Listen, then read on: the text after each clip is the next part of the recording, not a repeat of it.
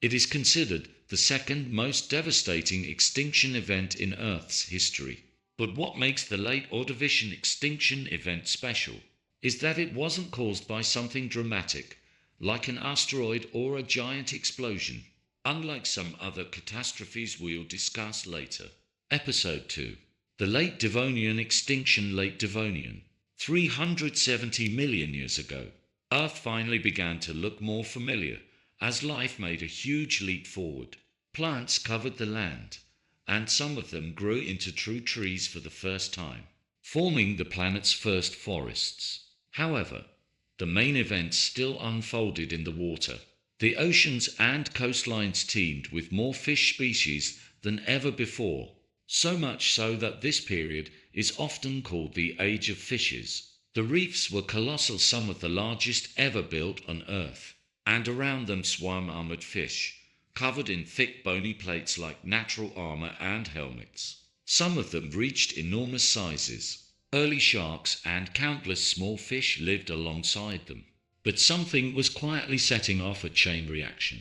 As forests spread across the continents, their roots eroded rock and soil on a scale never seen before. This process leached vast quantities of nutrients into rivers, which carried them to the oceans. At first, this might seem like a good thing. More nutrients usually mean more food, but their excess created a problem.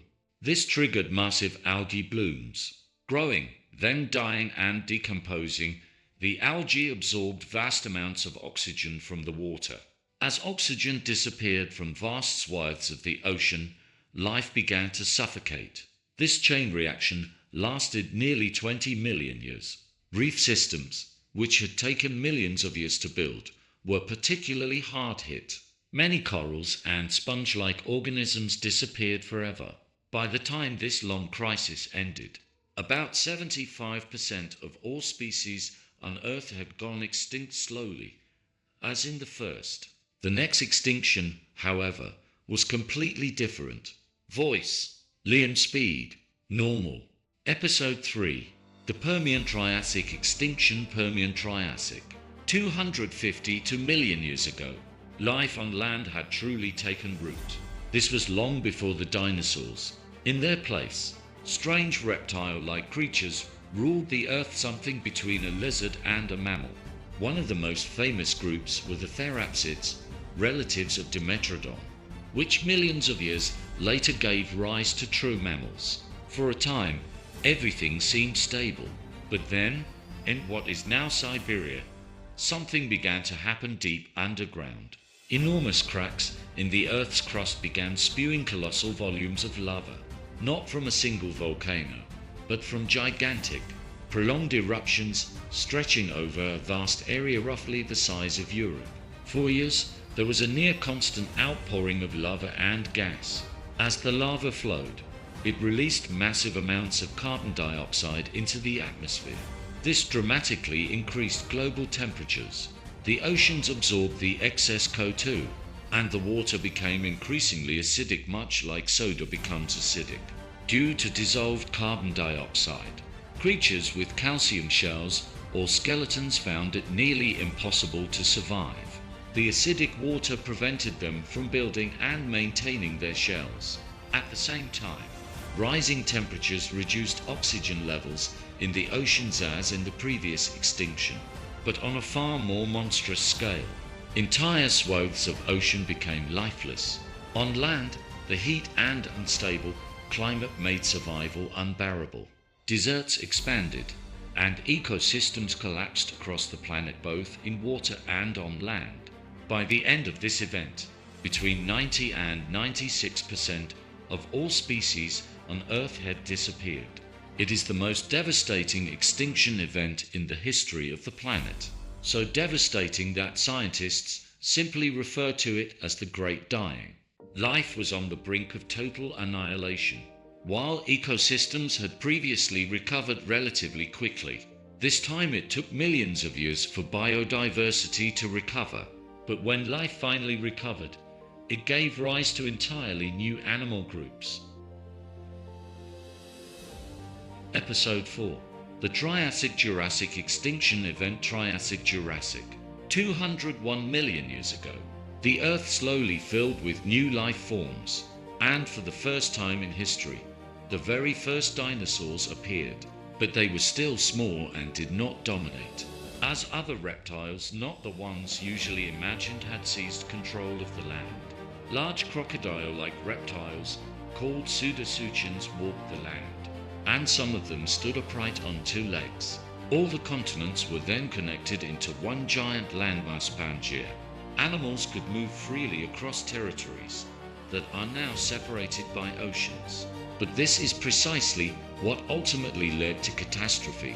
Deep underground, pressure was building again. Pangaea began to split, and as the continent tore in two, magma erupted through enormous cracks in the crust similar to the end of the Permian, but on a different scale. This event is known as the Central Atlantic Igneous Province.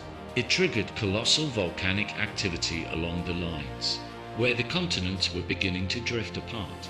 Lava erupted where the Atlantic Ocean would one day fall, again releasing massive volumes of carbon dioxide. Temperatures soared, triggering the same chain reaction as before both in the sea and on land. The pseudosaucians, who had thrived so much up until then, were particularly hard hit. Many were large, required large amounts of food, and couldn't cope with the sudden climate instability the way smaller, more flexible animals could. One by one, their groups disappeared. Meanwhile, something unexpected happened. Dinosaurs, until then small and inconspicuous, managed to survive. No one knows exactly why they did so when so many other species perished, but several factors likely played a role. Perhaps they were warm-blooded, which protected them during sudden volcanic winters. Some grew rapidly, and their light, agile build helped them cope with climate fluctuations. Whatever the cause, when the catastrophe ended, dinosaurs suddenly found themselves among the few surviving groups of large animals. By the end of this extinction, approximately 76% of the species on Earth had perished. With their competitors gone, the way was finally clear. It led to the next, most exciting era. Episode 5. Cretaceous-Paleogene Extinction Event. Cretaceous-Paleogene. 66 million years ago, the land finally belonged to the dinosaurs. Herds of Triceratops grazed across what is now North America. Tyrannosaurus rex, one of the largest land predators in history, hunted along the coasts. Giant flying reptiles, pterosaurs, soared in the skies, their wings wider than a small airplane, and the oceans were dominated by marine lizards like the mosasaur, which reached an incredible 13 meters in length.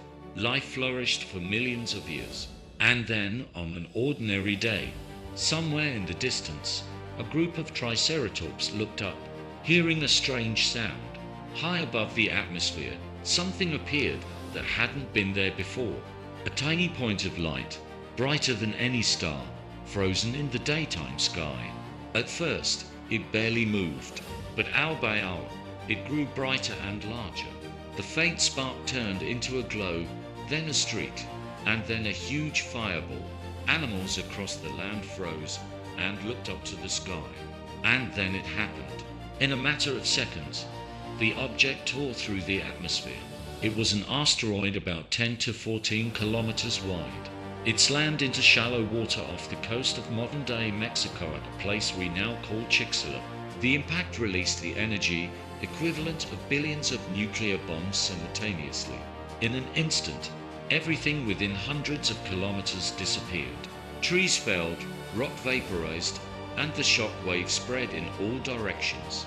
Within minutes, the heat wave swept across entire continents, setting forests ablaze for thousands of kilometers. Animals that had been peacefully grazing a moment before didn't have time to comprehend what was happening.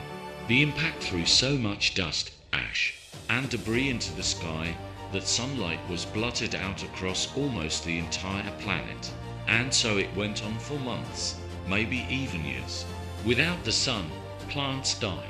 Without plants, herbivores began to starve. And without them, predators died out. The world was plunged into darkness, cold, and silence.